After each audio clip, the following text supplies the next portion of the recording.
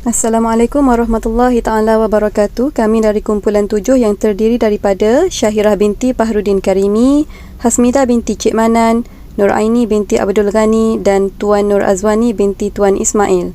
Kami akan membentangkan tajuk 9 iaitu perubahan dan inovasi kurikulum serta tajuk ke-10 iaitu kepimpinan kurikulum bilik darjah. Perubahan dan inovasi kurikulum bilik darjah. Perubahan dan inovasi kurikulum bilik darjah ialah satu bentuk perubahan yang holistik berdasarkan kurikulum persekolahan sedia ada dengan mengambil kira keperluan-keperluan perubahan kepada aspek asas kurikulum. Mengikut Sullivan dan Decker, perubahan adalah proses membuat sesuatu yang berbeza dari sebelumnya. Bentuk perubahan dan inovasi. Idea, kaedah, bahan. 4 proses perubahan dan inovasi. Yang pertama why, yang kedua what, yang ketiga who, yang ketiga how. Contoh persoalan why ialah apakah masalah yang anda cuba selesaikan.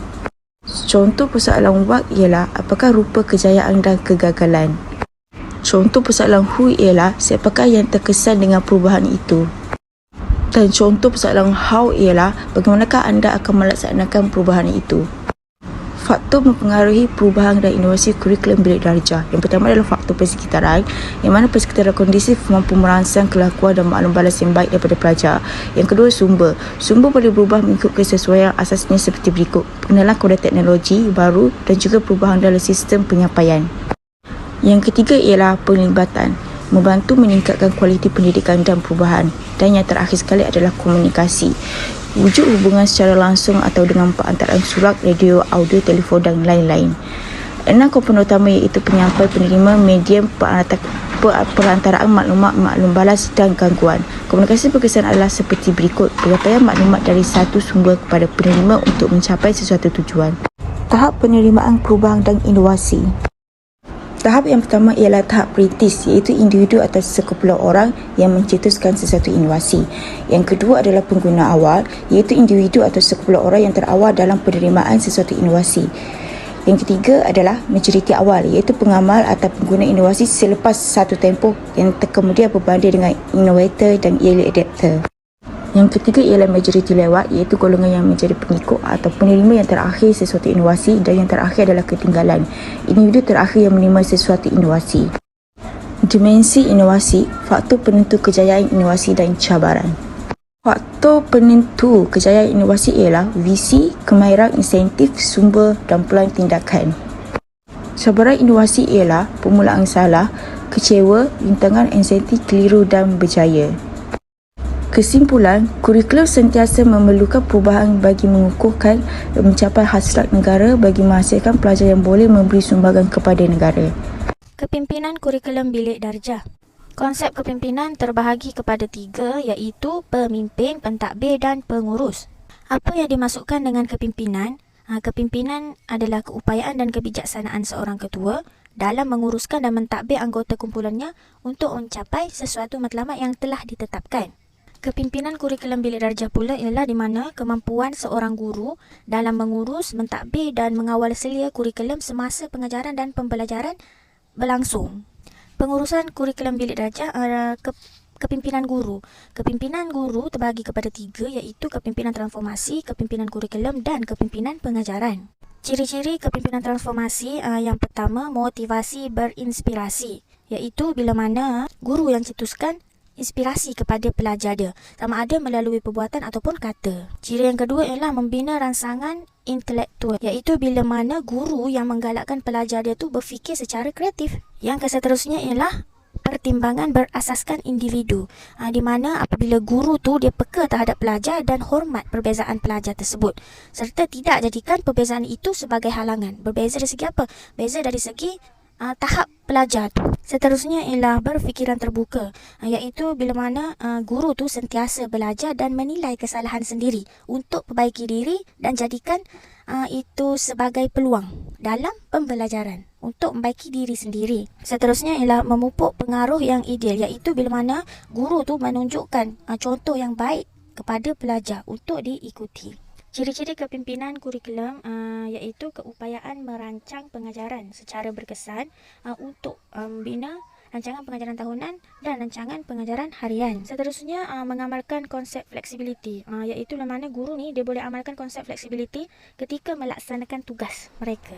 Seterusnya mewujudkan budaya sepasukan, iaitu bila mana guru tu berkongsi ilmu, nilai dan matlamat dalam pengajaran sesama mereka ataupun sesama rakan sejawat. Seterusnya menghargai keunikan pelajar, iaitu guru perlu mempelbagaikan kaedah pengajaran sebagai tanda mereka menghargai keunikan pelajar tu. Nah, yang terakhir ialah guru perlu memberi penekanan kepada pengajaran dan pembelajaran mereka. Seterusnya ciri-ciri kepimpinan pengajaran, iaitu guru menggunakan idea dan teknik yang sesuai mengikut tahap pelajar mereka.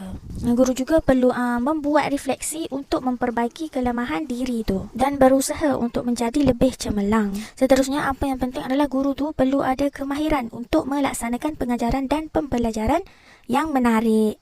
Seterusnya kita masuk kepada kriteria kepimpinan guru berkesan. Kita masuk kepada kriteria yang pertama, iaitu pekerti, yang mana merangkumi berbudi bahasa, menghormati, amanah, sabar, rajin dan jujur. Kriteria yang kedua ialah keterampilan yang merangkumi teknologi dan inovasi, pengurusan, komunikasi, kecindan, disiplin dan etika. Kriteria yang ketiga ialah profesional yang merangkumi adil, empati, optimis, prihatin, rasional dan wawasan. Manakala kriteria yang keempat, ilmu yang merangkumi dinamik, pengalaman, perkongsian, kerjasama, pengetahuan dan bertimbang rasa. Seterusnya kita masuk kepada kepimpinan kurikulum bilik darjah dari aspek kepentingan dan cabaran. Kepimpinan kurikulum bilik darjah terbahagi kepada 6. Yang pertama, diri, kemudian murid, persekitaran bilik darjah, persekitaran sekolah, kurikulum dan matlamat pendidikan. Cabaran bagi seorang diri guru ialah sikap guru yang kurang interaksi dan guru mengasingkan diri dari rakan sekerja. Manakala kepentingan ialah melaksanakan tugas dengan amanah, prihatin dan kasih sayang serta menyediakan pengajaran dan pembelajaran yang terbaik untuk pelajar. Kemudian, cabaran bagi seorang murid pula ialah tidak menguasai 3M kerana dipengaruhi oleh sosio-budaya pelbagai latar belakang dan kepentingannya ialah adil kepada semua murid dan merahsiakan maklumat sulit murid, menunjukkan contoh yang baik kepada murid serta mengutamakan kebajikan dan keselamatan murid. Seterusnya, persekitaran bilik darjah cabarannya ialah saiz kelas terhad dan kemudahan yang tidak mencukupi. Kepentingannya ialah prasarana bilik darjah yang baik memberi keselesaan kepada murid. Jika kekurangan sumber fizikal, maka akan mengganggu proses PDP dan kepimpinan berkesan tidak dapat diimplementasikan. Manakala persekitaran sekolah pula ialah kurang tenaga pengajar yang berkemahiran, pengagihan guru tidak sepadan mengikut option dan kepentingannya ialah perlu menyediakan latihan bagi melahirkan guru berkemahiran dan proses PDP dapat dijalankan dengan berkesan. Seterusnya, cabaran kurikulum ialah ubah kaedah pembelajaran dari tradisional kepada kaedah proaktif bersesuaian dengan transformasi kurikulum. Kepentingannya ialah bersifat dinamik dan relevan mengikut perkembangan semasa, mengandungi struktur kandungan pedagogi, peruntukan masa, penaksiran bahan kurikulum dan pengurusan sekolah.